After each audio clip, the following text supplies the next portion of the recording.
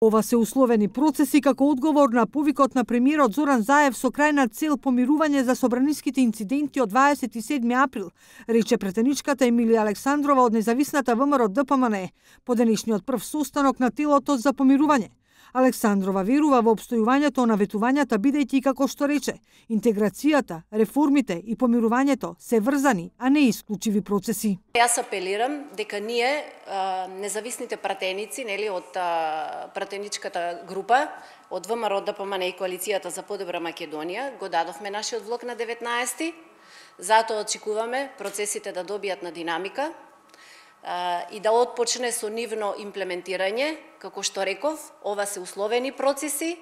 не се бланко потписи, затоа повикувам сите учесници, сепак власта е таа која што одлучува, тука да бидеме најасно, и го повикувам и премиерот Заев да почне уште денеска, утре, да се допринесе кон забрзување на овој процес.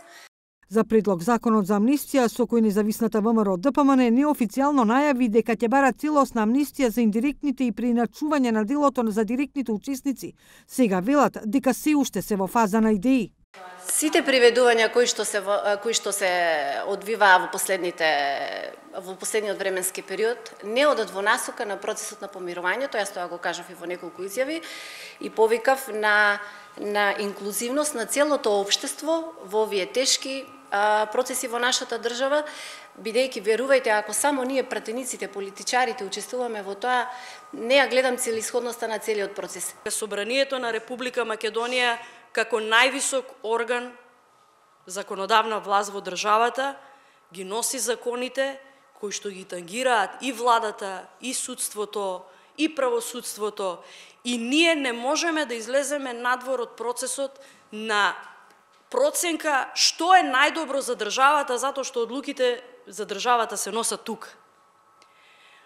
Правдата и праведноста во постапките треба да биде гарантирана од независноста на судството.